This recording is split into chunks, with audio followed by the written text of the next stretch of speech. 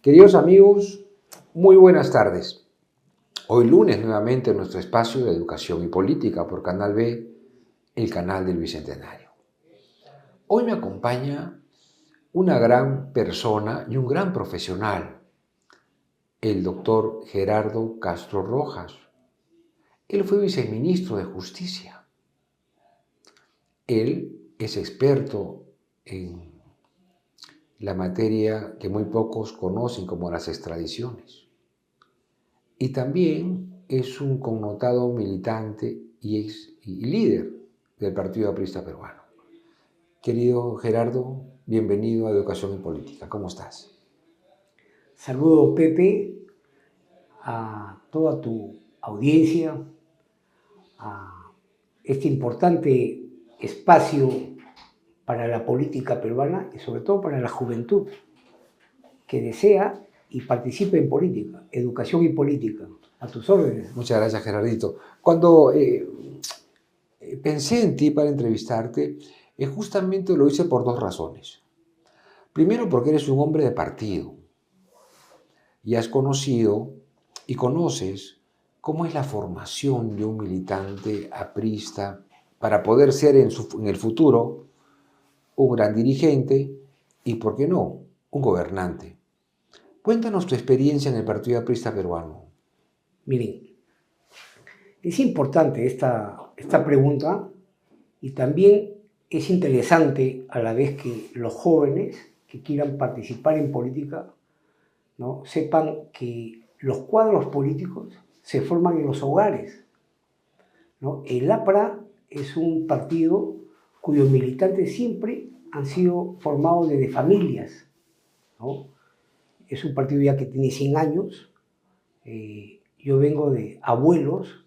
Mi abuelo, por parte de padre, estudió con Víctor Raúl ahí en la Torre, en el Seminario San Carlos. No fue aprista, pero apoyó la revolución de Trujillo en el 32. Por parte de padre, mi abuela sí era aprista, ¿no? Sus abuelos eran españoles, pero llegaron a ser comerciantes en Trujillo y abrazaron las ideas de Víctor Raúl. Mi padre, desde muy temprana edad, ingresó a la Marina de Guerra y se levantó en la Revolución del 48, ¿no? Él estuvo preso en el Frontón junto a Armando Villanueva. Entonces, estas dos generaciones, a mi familia, a todos mis hermanos, ¿no?, nos forjaron con un ideal de libertad, ¿no?, de un aprismo incólume. Entonces, a nosotros desde muy pequeños nos han inculcado casualmente esta formación, pero simultáneamente no solamente era el tema genético, ¿no?, sino también la formación ideológica, política, ¿no?, y también conocer mucho de historia, ¿no? Aquel que quiera incorporarse, ¿no?, a la política como joven, la historia es fundamental.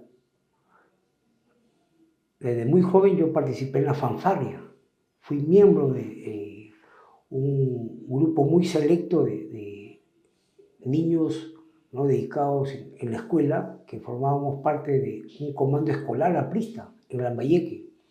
Después pasamos a ser miembros de la Juventud Aprista Peruana, ¿no? Yo conocí y vi la llegada de Víctor Raúl en un verano del año 78, en plena campaña por el C1, con todos mis hermanos, mi padre, ¿no? Para que sepan, el C1 es el número y la letra con la cual postuló Haya de la Torre a la Asamblea Constituyente. Exacto. De 1979. Era la primera vez que había un voto preferencial en el Perú, ¿no? Y la primera vez en que se personifica la política, ¿no? O sea, ya después hemos coincidido con muchos politólogos, expertos en ciencias políticas y en sociología, de que era el momento en que ya la ciudadanía, ¿no?, concentraba todo su esfuerzo en el ánfora sobre las personas. Entonces, Haya de la Torre sacó la primera votación preferencial.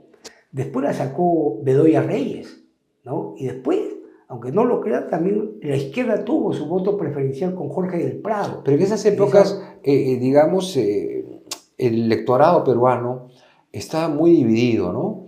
Veníamos de una dictadura de muchos años, primero con Juan Velasco Alvarado y luego con Francisco Belaúnde, perdón, con Francisco Morales Bermúdez. Entonces, los sectores de izquierda democrática, como el APRA, la izquierda, digamos, más extrema, como los marxistas, los leninistas, había muchos grupos de izquierda, y la derecha, personificada como Luis Bedoya Reyes, establecían el mapa, digamos, electoral, pero aún así el APRA logra la presidencia de la Asamblea Constituyente. La logró producto de un consenso. Un acuerdo político. Un acuerdo político. Es otro acto interesante en la Constitución, en la Constituyente, ¿no? Entonces, eran no solamente el rasgo antropomorfo de la política, ¿no? Rasgos humanos, porque la política son de seres humanos, de seres pensantes, sino también los consensos, ¿no? Corrígeme, pero ¿Luis Bedoya le cede el espacio a Latorre? Luis Bedoya no es que le ceda el espacio, sino Luis Bedoya no le cede a los intereses de la izquierda comunista, ¿no? Entonces él se inclinó más a que Víctor Raúl sea el presidente de la constituyente, ¿no? Porque buscaban un interés común. El interés común es hacer una constitución, no era tener luchas internas en Pero además también escuché alguna vez en alguna entrevista que se le dijo al doctor Bedoya Reyes, que era también un reconocimiento allá de Latorre, ¿no? Por supuesto, porque ahí Latorre nunca había tenido un cargo público, lo dijo Lucho Bedoya, claro, ¿no? Que había sufrido mucho, y había sufrido mucho por el país, ¿no? Entonces había que darle esa insignia en nombre de la historia, ¿no? Y era un merecedor de ser el presidente de una de las constituciones más importantes en la historia del Perú. Y esa grandilocuencia de Lucho Bedoya, hoy percibo que no la tenemos. ¿Cuál es tu percepción del político? Los políticos de antes se desprendían de las cosas. Y al desprenderse, te engrandecen. ¿Cómo analizas los actores políticos en la actualidad?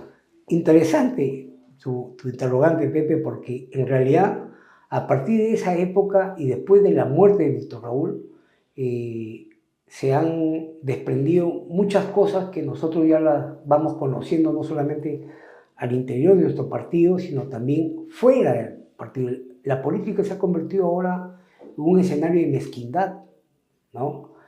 Y en verdad eso le ha hecho mucho daño al país, ¿no? Nosotros debemos participar en política para construir también consensos, y los consensos se hacen sobre los objetivos comunes del país. Necesitamos, por ejemplo, consensuar algunos temas que han quedado aún inconclusos en nuestras cartas políticas, tanto del 79 como la del 93, ¿no? Como por ejemplo el derecho a la propiedad, ¿no? ¿Por qué el Estado tiene que ser el derecho de algo que le pertenece a las comunidades? O sea, el dueño de la superficie debe gozar de la riqueza, del subsuelo, ¿no? Entonces, esas cosas, estos derechos debemos introducirlos en un consenso político para poder construir paz social, que es el mucha objetivo. gente, Gerardito, mucha gente confunde el consenso. El consenso se hace sobre el interés común. Exacto. Y todo en la vida tenemos que coincidir en nuestros intereses para poder llegar a un acuerdo. Pero la población no lo percibe así. Lo percibe como que hay un compadrazgo.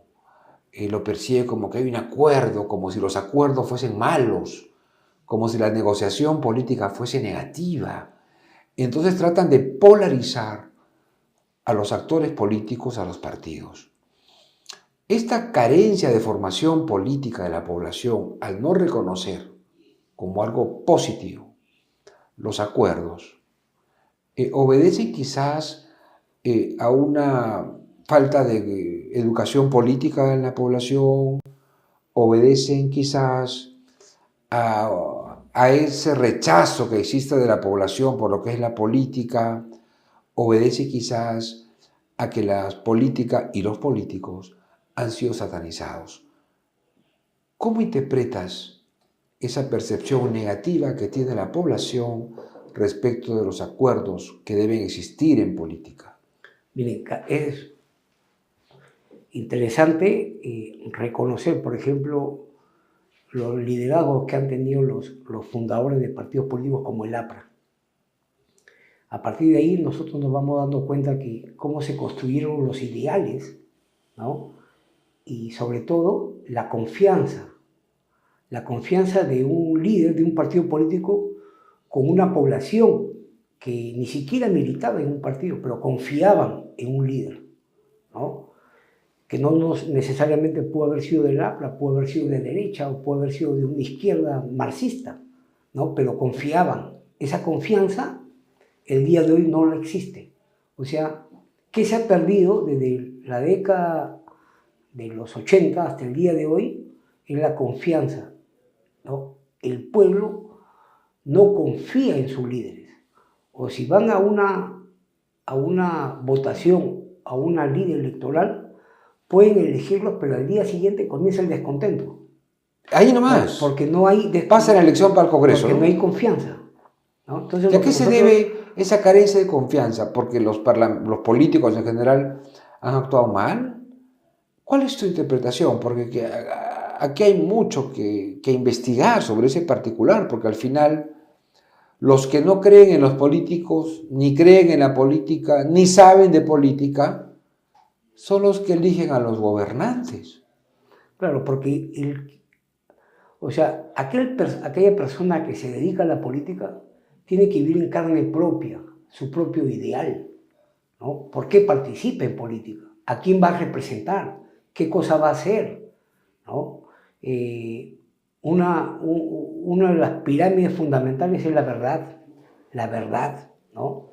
Yo escuchaba un pequeño discurso de Víctor Raúl sobre el empresariado, por ejemplo, ¿no? El empresariado tiene una especial importancia en el desarrollo del país, pero el empresario, por ejemplo, que se dedica a la política, ¿no? Y, por ejemplo, quiere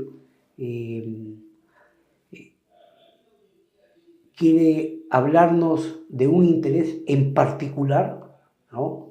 Ya la cosa cambia, ¿no? Y el político esencial que se dedica, por ejemplo, a construir su propio aparato político, su propia estructura, ¿no? Llega al poder y renuncia a esos ideales, o sea, quebranta la confianza, ¿no? Yo no puedo llegar, por ejemplo, a Cajamarca y decir Conga va y después decir Conga no va, agua sí y después agua no. Esos esquemas, esos dobles discursos, esos discursos, ¿no? O sea, rompen, han resquebrajado al país, ¿no? Entonces, nosotros hemos tenido errores también, cuando el tema del baguazo,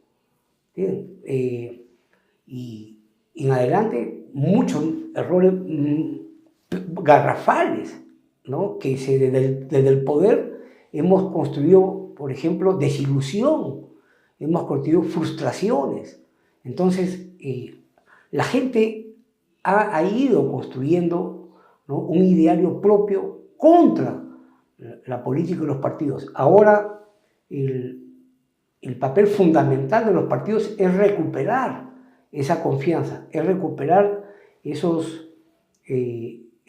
formas, esas conductas, ¿no? Que los fundadores le transmitieron a sus organizaciones. Entonces,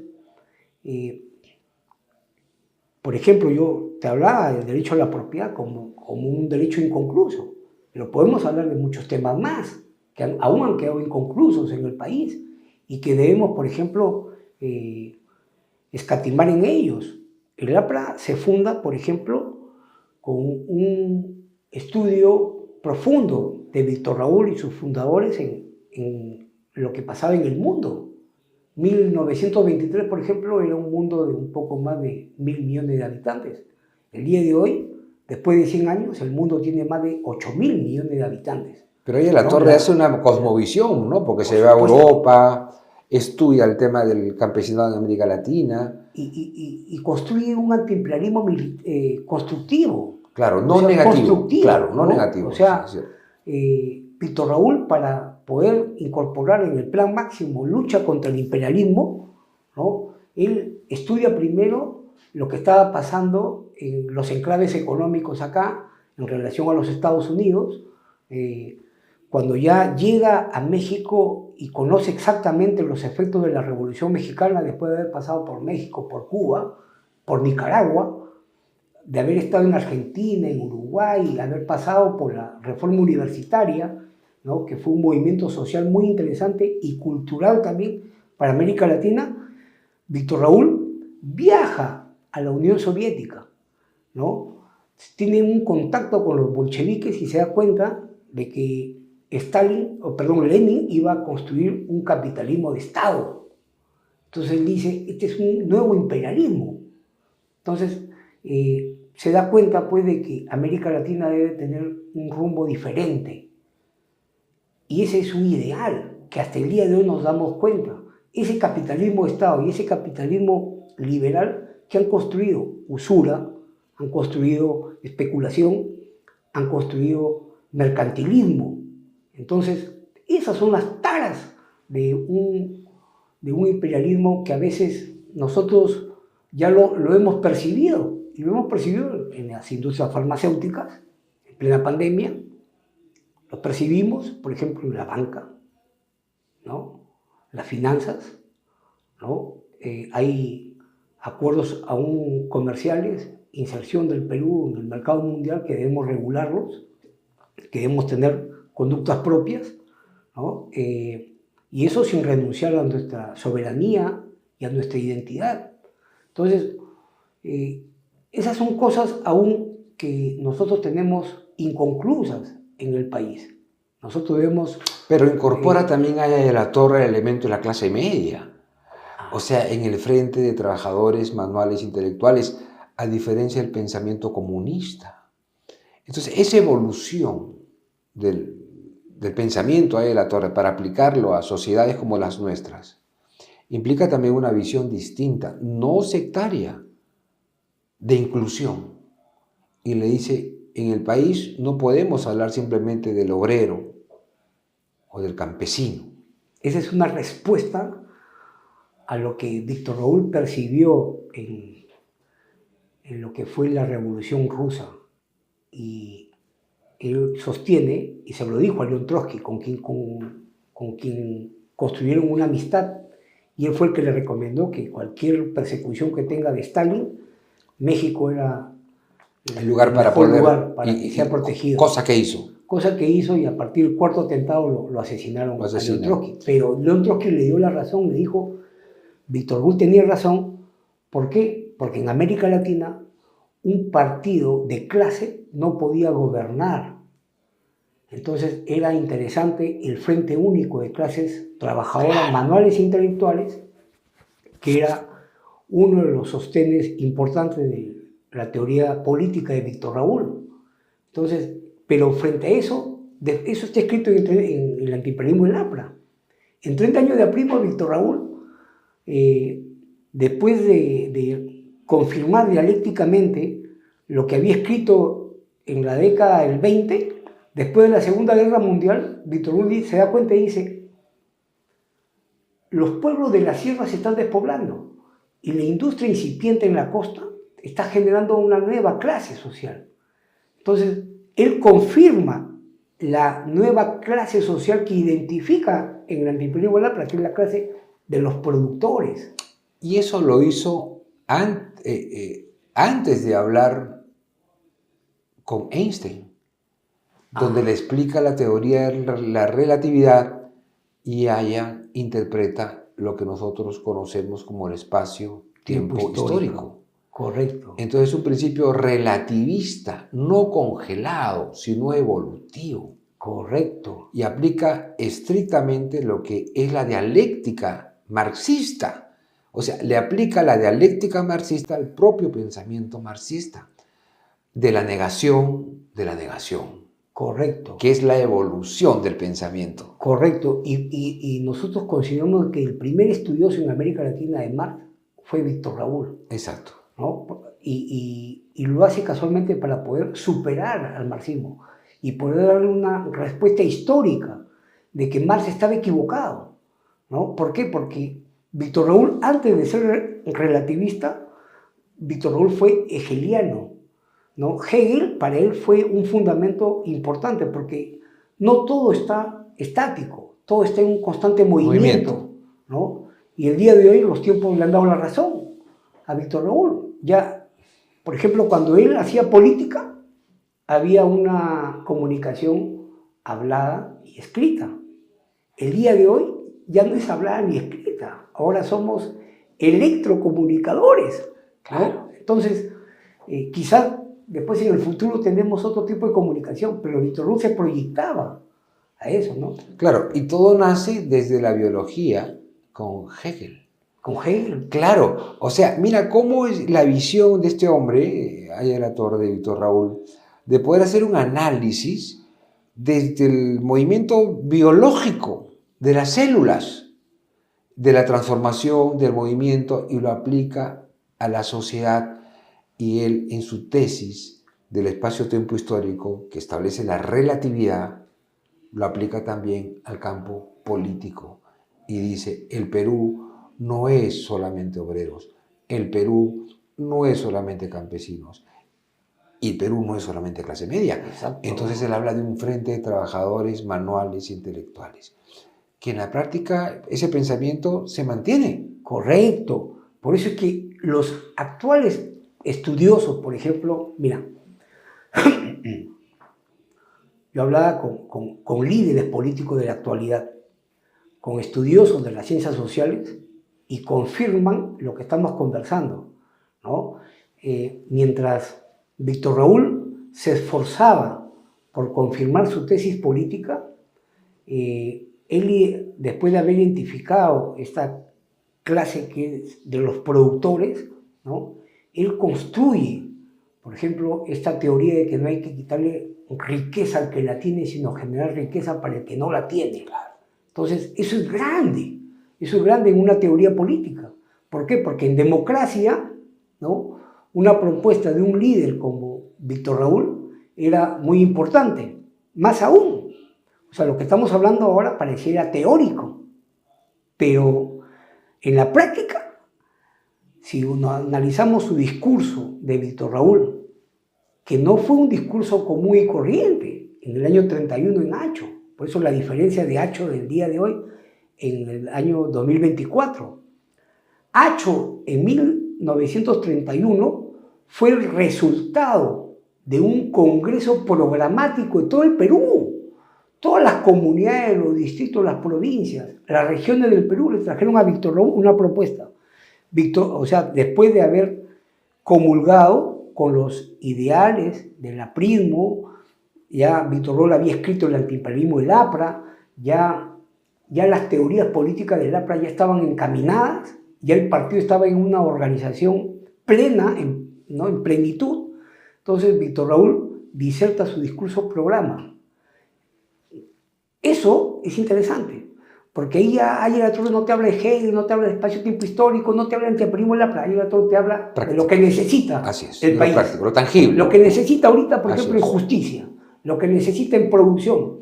Ahí él desarrolla Chavimoche, por ejemplo, Chavimoche.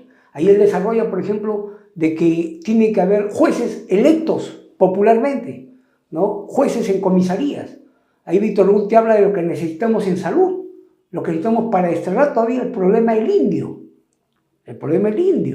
¿no?, que fue una de las principales preocupaciones de él, de José Carlos Mariátegui y los fundadores del APRA. Entonces, eso es lo que nosotros debemos rescatarlo en la política.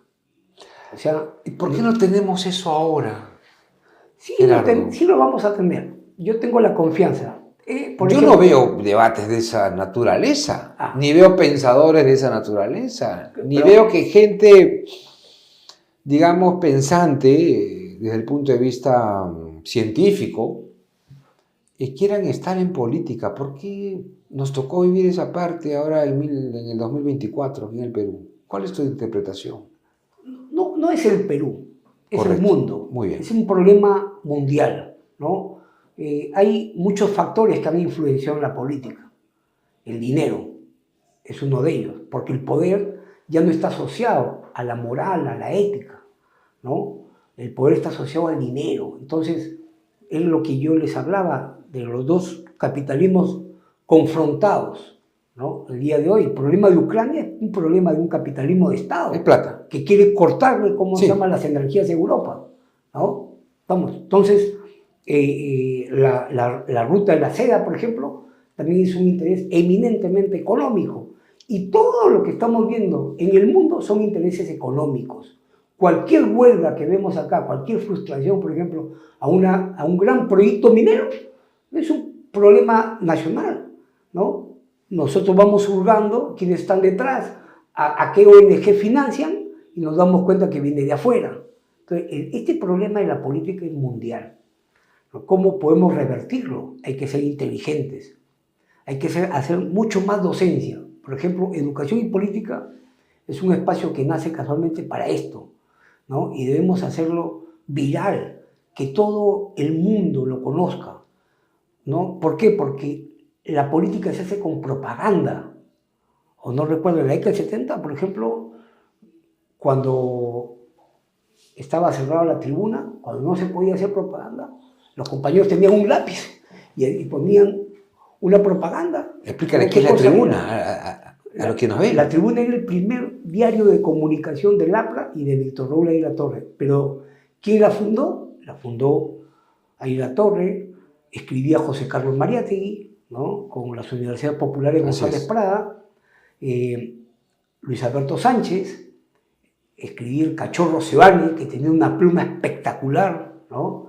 Y después, pues, o sea, habían obreros autodidactas. Sí. ¿No? Manuel Arévalo escribió para la tribuna, sindicalistas, ¿no? Brillantes, que no pasaban por la universidad. Que no pasaban por la universidad. ¿No? Habían obreros autodidactas. Yo recuerdo haber conocido al senador en esa época, Julio Cruzado de la Zavala, claro, de la CTP. Secretario general de la CTP. Yo a él lo escuché. Él acompañó a Víctor Raúl en el año 78 con Julio Vialli, que era el abogado de los trabajadores de las haciendas azucareras, a Chiclayo. Y Julio Zavala llegó con una camiseta, era bien austero, ¿no? A dictar un discurso en nombre de los trabajadores de la CTP. Pero qué tal verbo, ¿no? Qué tal retórica, ¿no? Y hoy, tú que estás de actor también en el Parlamento, porque eres asesor parlamentario, cuando ves estos discursos de los actuales congresistas, imagino que tendrás un dolor profundo. Yo más me alegro cuando veo un buen discurso. Cuando veo un buen discurso, ahí me alegro, me emociono, me entusiasmo, ¿no? Entonces, pero eso, cuando, ese buen discurso, ¿y cada qué tiempo viene? Miren, más que discursos he visto buenas acciones. Este congreso, por ejemplo, sí. Este congreso hay que aplaudirlo. Todo el mundo lo ha fustigado. Bueno, logró la vacancia de Castillo, ¿no?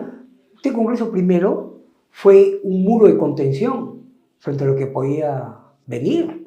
O sea, una cosa es conversar ahorita, otra cosa es conversar en junio, julio del año 2021, cuando la agenda era eminentemente política, ¿no? Este congreso logró, en medio de la crisis política, ¿no?, ratificar al actual presidente del Banco Central de Reserva y a nombrar a los nuevos directores del BCR. Este Congreso logró, en medio de la crisis, consensuar para tener este Tribunal Constitucional que tenemos, que es la llave principal de la libertad. Fue el primero. ¿Eso fue dentro del gobierno de Castillo o cuando ya Castillo había salido? Dentro del gobierno de Castillo. Pero la gente no se olvida muy rápido, ¿no? Para eso faltan los líderes de opinión. Para eso falta explicarles. O sea, ¿qué importancia tiene el Tribunal Constitucional y el BCR? Pero ¿no crees que a veces la sociedad, las noticias políticas van a una velocidad tal que van licuando lo que pasó el día de ayer, antes de ayer o la semana pasada? ¿No sientes eso? Sí, por eso es que el político tiene que ser más célere. El político tiene que saber comunicar y comunicar rápido las cosas. Y claramente. Lo que haces el día de hoy a las 6, 8 de la mañana, comunícalo, porque al mediodía la noticia es otra. La ciudadanía ya espera otro tipo de comunicación, porque ya al mediodía te escucha la ama de casa, ¿no? Que está pegada en la televisión o en la radio, ¿no? Y hay que saber comunicar en televisión y en radio. Es distinta la comunicación. Totalmente. Miren, lo hemos comprobado este sábado que ha jugado la U con Huancas y Cristal con Unión Comercio. Mientras veíamos el cuarto gol de la U en televisión, ¿no? Queríamos escuchar exactamente cómo iba el partido de Cristal en Cajabamba, Claro. que no podía ser por televisión, tenía que ser por la radio, tenía que ser rápido. Bueno, y la U se entera, pues, y con el ¿Entiendes? cuarto gol ya, pues, dijo campeonamos. Y se enteraron por un hincha de la U que estuvo pegado en la radio. Claro. ¿Entiendes? Entonces, estas cosas a nosotros nos obligan a darle la importancia a la comunicación, porque la política sin comunicación no es política. El político que no comunica tampoco es político, ¿no? Ahora, nos has hecho una evaluación válida, con la cual comparto, respecto al comportamiento institucional del Congreso, que ha logrado grandes cosas y que muchas veces la población, ni los medios de comunicación, ni los analistas, ni los periodistas reconocen. Viniendo hacia aquí al estudio, escuchaba en RPP, en la radio, que estaba hablando un psicólogo y él manifestaba que una de las características del ser humano es olvidar lo bueno y acordarse únicamente de lo malo. Y para eso puso un ejemplo, ¿no? Él decía que en una oportunidad su esposa viajó a Colombia y le dejó el cuidado de su menor hijo. Y él lo cuidó muy bien durante los 10 o 15 días que la señora se fue a Colombia. Pero faltando un día, el niñito se golpea la pierna y le dejó un morado enorme.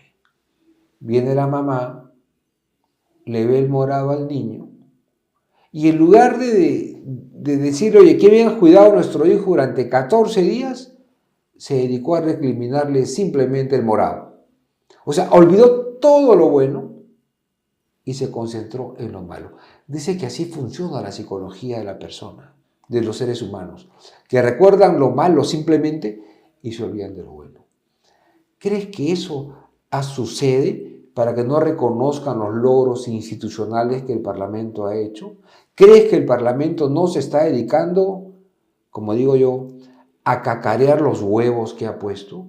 ¿Crees que le falta al Congreso una estrategia de comunicación para que la población pueda reconocer sus aciertos? Es un poco relativo. La política a veces está asociada con lo emocional. Muy bien. ¿No? Entonces hay que tratar de separarlo, ¿no? O sea, yo no consigo, por ejemplo, el político que a veces se acuerda de lo malo porque eso construye odios, confrontaciones.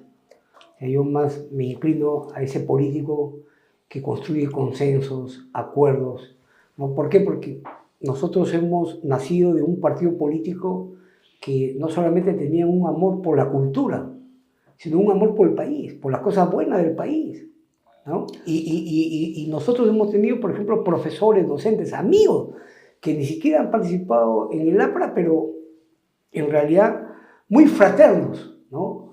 Y eso es lo que hemos concebido. Lo otro, creo que, o sea, aparte de las cosas buenas que ha hecho el Congreso, ¿no? Y la propaganda negativa que se le hace, aún falta mucho, ¿no? Primero, el peruano común y corriente que vemos al interior del país, por ejemplo, en el agro, ¿no? Siempre tiene una cultura de esperanza, ¿no? De producir mejor, ¿no? Ellos trabajan el día a día, ¿no? O al comerciante, ¿no? Pero sobre todo al que no tiene empleo. Y a esos, por ejemplo, la política no les llega, ellos son los que en el día están pensando, ¿no? De pronto en temas negativos, ¿no? Y es ahí donde debemos llegar, ¿no? La línea base de la política es revertir eso. Pero algunos Revertir, interpretarían quizá de que estas leyes populistas que el Congreso las ha aprobado, que están dirigidas justamente a la persona de a pie, a la gente más vulnerable, ¿no? Para poder retirar su AFP o poder cobrar su CTS total. ¿Son decisiones populistas o es el camino correcto que está haciendo la clase política para que sus leyes sean de utilidad de esa gente que es vulnerable? miren, los retiros de FP, de CTS, en realidad es producto de un proceso. No es el único país que aprobó un retiro de FP. Es más, en Chile han quebrado las FP, solamente con 3 retiros nada más, ¿no? Cuando hablamos del retiro de FP y del retiro de AFP y CTS, del pueblo formal, que tiene empleo formal, que no llega ni al 12%. Estamos hablando de un 80% que tiene un empleo informal. Y el Congreso y eso es lo que nosotros debemos... está colocando en su agenda tomar alguna decisión para aquellos informales que no tienen trabajo. Por supuesto, sí. Mira, Roselia Amuruz tuvo una interesante propuesta, ¿no? Que hasta la hemos medido, ¿no? Mediciones que no han sido científicas, pero por ejemplo en economía te ayudan a formalizar. Por ejemplo, eso de ahorro para mi vejez, que después le he notado a Keiko, que la ha difundido muy bien, que se llama pensión por consumo, se ha incorporado al dictamen de pensiones. Entonces, eso, por ejemplo, nos va a ayudar, ¿no? A formalizar gran parte de la economía, ¿no? Explícanos de qué se trata ese proyecto. De que, por ejemplo, el ciudadano, ya en este dictamen se ha propuesto que a partir de los 18 años, que tengan su DNI, puedan comprar bienes y servicios, y el 1% de esas compras, hasta que cumpla 65 años, nos van a una cuenta individual. Eso va a generar una pensión complementaria, ¿no? Para los que tienen... trabajo será complementario. Para los que no tienen trabajo. Pero para los que no tienen trabajo va a ser muy importante. Para los que no tienen empleo, ¿no? A los 65 años se les liquida y ahí tienen un capital, ¿no? Ahora, entiendo que este fondo que van acumulando las personas que no tienen empleo, quizás podría servirle como una garantía para un préstamo bancario y hacer una pequeña empresa. ¿Es posible eso? Eso va a ser posible en la medida que vayamos regulando. La propuesta legal ya no. La propuesta legal de Rosselli tenía esa posibilidad, pero en el dictamen no. Ahora eso se va a ir regulando. ¿Por qué? Porque se va a ir corrigiendo algunas cosas, ¿no? Como lo ha hecho el propio ministro de Economía. O sea, los efectos seguramente en los primeros años puede ser negativo. Siempre, ¿no? la curva empieza chata, ¿no? Pero... Y en el tiempo son políticas de largo plazo. De largo plazo, y debe ser una política de Estado. Y debe ser, yo pienso lo mismo, o sea, cuando en algún momento yo también escribí en el Diario Expreso hace muchos años sobre este tema de la necesidad de poder generar una pensión para las personas que no tienen empleo, desde el punto de vista económico y social, es una gran decisión. ¿Por qué? Porque mientras el pobre sigue pagando un impuesto, comprando su kilo de fideo, su kilito de arroz, sus 10 panes, ese impuesto va al Estado. Pero ese pobre no va a ver la pista del cerro en el que vive asfaltado, porque nunca le va a llegar ese impuesto de retorno.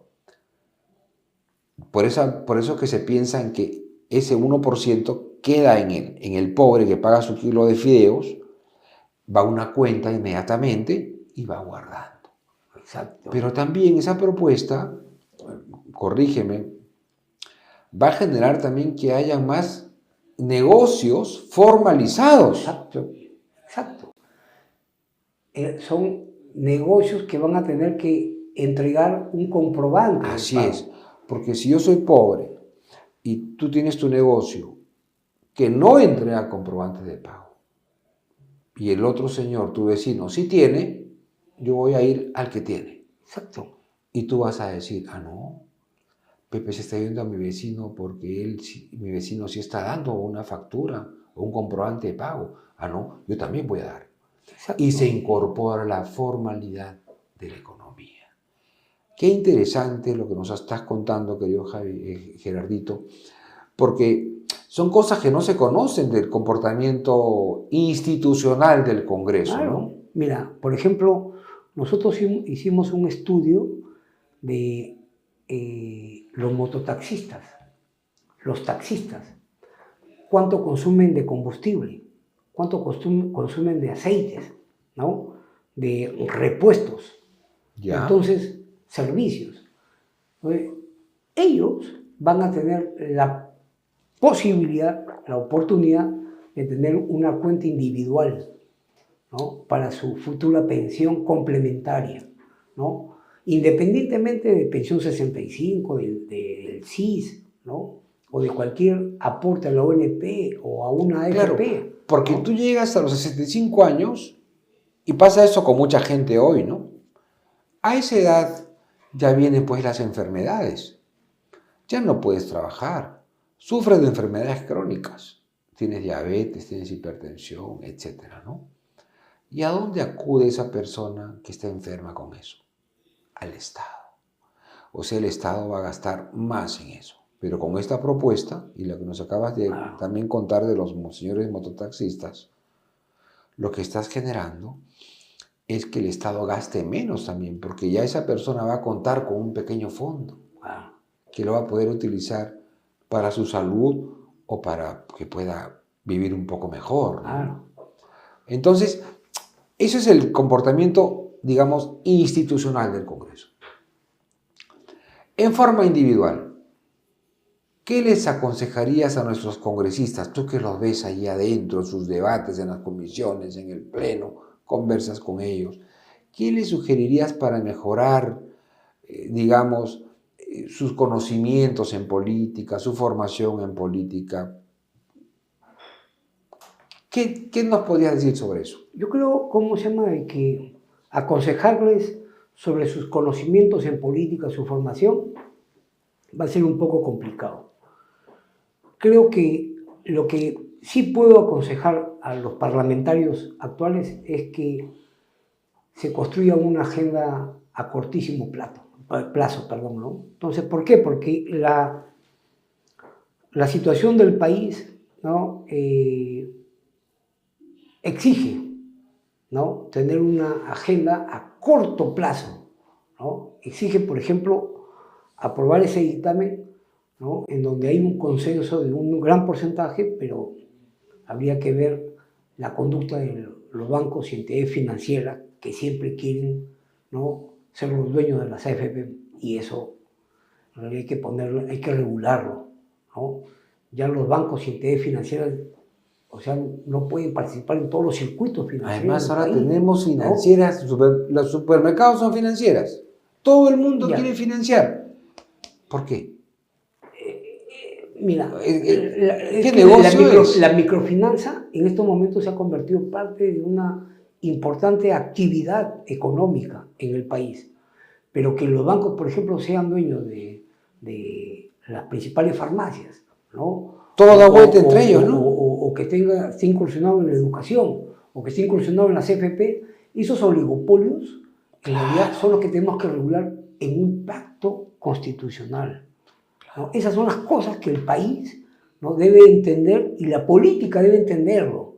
Por eso cuando yo les decía que el poder debemos desligarlo del dinero, ¿no? Son esas cosas, ¿no? Sí, porque la población dice, este banco le pido prestado para algo, eso es lo que me pide 50.000 papeles. Eso es lo que principalmente recomendaría, ¿no? a nuestros parlamentarios. Hay muchos que... O sea, una agenda pequeña. Pequeña para solucionar los temas del momento. Por ejemplo, miren, la formalización minera. La formalización minera, ¿no? El día de hoy temprano lo he escuchado al ministro de Energía y Minas hablar de una derogatoria del REINFO. El REINFO, por ejemplo, nació mal y todo lo que empieza mal termina mal, ¿no? ¿Cuántos años tiene el REINFO? El REINFO tiene del gobierno de Humala, ¿no? Que fue un engañamuchachos. ¿Qué es el REINFO? Cuéntales. El registro de formalización minera, ¿no? Que permite que cualquiera, ¿no? Que presente una solicitud, ¿no? Bajo este régimen a cualquier dirección de energía y minas o al ministerio, ¿no? Pueda comprar y pueda vender un mineral y pueda tener un derecho, ¿no? Sobre un terreno que es ajeno. Y eso es lo que ha generado estos problemas de criminalidad organizada. Porque ese REINFO no ha cumplido su cometido, ¿no? Porque el REINFO lo que ha construido es un desorden, ¿no? En los terrenos mineros. Entonces, lo que tenemos que hacer es, casualmente, cómo el Estado puede tener presencia efectiva, ¿no? A través de un registro mucho más natural con los verdaderos mineros, ¿no? Mineros artesanales, cuyas actividades son ancestrales y hay que reconocer eso. Entonces, ¿cómo los incorporamos efectivamente al mercado? ¿No? ¿Cómo el Estado los pueda reconocer? Y es más, ¿cómo el Estado puede invertir en plantas en ciertas regiones, ¿no? Para poder formalizar su producto? Eso, en realidad, es un ingreso de poco más de 6.000 millones de dólares al año para el país. Entonces, has hablado que el Congreso tiene que tener una agenda corta, dirigida al sistema financiero, al sector minero. Sé que eres un apasionado de la agricultura. Sí. ¿Qué has pensado sobre eso? ¿Qué el Congreso podría hacer en el corto plazo? Mira, a corto plazo, lo que debe hacer el actual Congreso y el gobierno nacional, ¿no? Es sentarse con todos los principales sectores del Ministerio de Agricultura, con los líderes de los principales gremios agroexportadores, ¿no? Con los pequeños productores, para poder incorporarlos, sobre todo a los pequeños, que son cientos de miles de productores en el país, para poderlos incorporar al mercado mundial. Miren, por ejemplo, los productores de arándanos, ¿no? Pequeños productores de arándanos en el norte del país, cuando venden su producto a las empresas exportadoras, se les paga después de unos meses. Los productores de palta también, ¿no? Uva y frutas también lo mismo. Entonces, lo que necesitamos es de que cada uno capitalice sus productos de manera efectiva. O sea, que puede ser a través de un factoring, ¿no? O un advance account, donde ellos puedan cobrar de manera rápida en el día, ¿no? Claro. Lo que cuesta su producto. Eso los capitaliza de manera rápida, ¿no? Y también hacerlos no solamente sujetos de crédito, sino incorporarlos a un sistema con la junta de usuarios, ¿no? Un programa importante que empezó a partir del año 2016 más o menos, se llamaba Mi Riego, ¿no? A todos los pequeños productores, incentivarlos, o sea, porque a veces no tienen mucha credibilidad respecto al riego tecnificado, ¿no? No solamente incentivarlos, sino cultivarles, ¿no? Darles premios para que ellos, por ejemplo, sepan que el riego tecnificado es bueno, que su productividad, ¿no? Va a ser mucho más grande de la que tienen, pueden aumentar. Eso en política de Estado se llama competitividad, ¿no? Con Río Tecnificado, por ejemplo, en México te produce más de 90 toneladas por hectárea de maíz, ¿no? Acá nosotros, si producimos 30, aplaudimos al año. ¿Sí? Entonces, la diferencia es enorme, ¿no? Hay que ver también las leyes moratorias que tenemos. Nos han impuesto leyes moratorias en nombre del medio ambiente, ¿no? Y no nos damos cuenta, por ejemplo, que nosotros consumimos para nuestras aves, ¿no?, un maíz cuyas semillas acá están prohibidas. En Argentina, en Brasil, en México, en la India, en Estados Unidos, que son los que fijan los precios del mundo en maíz, ¿no?, están permitidos. Entonces, esas cosas debemos hacerlas rápido, de manera rápida. ¿Y tú crees que pueda hacerse, y aquí termino con la parte congresal, con tantas bancadas? ¿Cuál es tu reflexión sobre el particular?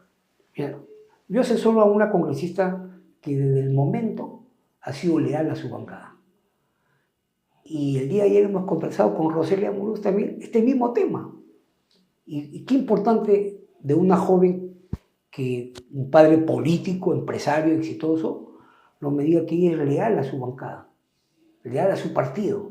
Eso es importante, ¿no? ¿Por qué? Porque casualmente la democracia se sustenta en los partidos.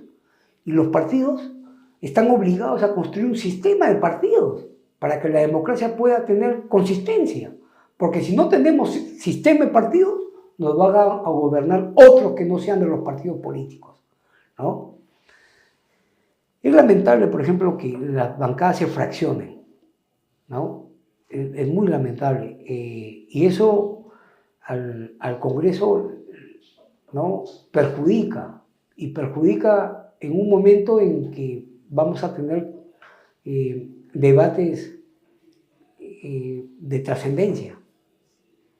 No, definitivamente que la forma del Congreso se ha fragmentado, debilita al propio Congreso, ¿no? Y me imagino que en el futuro tendrán que haber reformas, tanto de carácter político como también reformas al sistema parlamentario para fortalecer la democracia y fortalecer el Congreso. Gerardito, el tiempo ha pasado volando. Quiero que estos últimos minutos, por favor, ahí está tu cámara, bonita es la cámara que está ahí, moderna, que te apunta y espera un consejo tuyo a los jóvenes que quieren hacer política. ¿Qué les podrías decir? ¿En qué deben formarse? ¿Qué estudios deben realizar? ¿Qué consejos le das a la juventud que quiera hacer política en el Perú? Me faltó tocar un tema que era el que más conozco, que es el tema del sistema de administración de justicia, que es el que tenemos que refundarlo, ¿no? Pero sobre todo, al que más pasión le tenemos los políticos, que es a la juventud. A la juventud lo que nos queda es inculcarle, ¿no?, que participen en política, desde cualquier partido político, de la derecha, del centro, la izquierda, pero participen en política. Que si son médicos, ingenieros, abogados, sociólogos, politólogos o economistas, ¿no?, se dediquen también a estudiar historia. La historia es muy importante, ¿no?, para dedicarse a la política también, ¿no?, para reafirmar unos hechos y de pronto para superar otros, ¿no?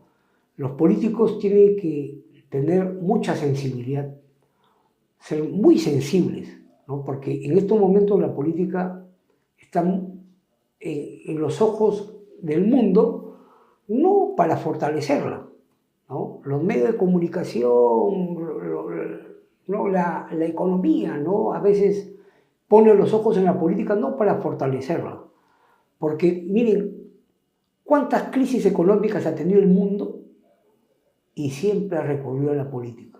American Airlines, la principal empresa bandera de los Estados Unidos, entró en quiebra y tocó la puerta del Senado, tocó la puerta de la política. Entonces, los políticos estamos y deben estar formados para eso, ¿no? Para darle tranquilidad y gobernabilidad al país. Gerardito, te agradezco mucho tu visita aquí a Educación y Política. Estoy feliz de esta charla. Y amigos, ustedes también, muy reconocidos por la atención que nos han brindado. Nos vemos el próximo lunes en Educación y Política, siempre por Canal B, el canal del Bicentenario. Muchas gracias.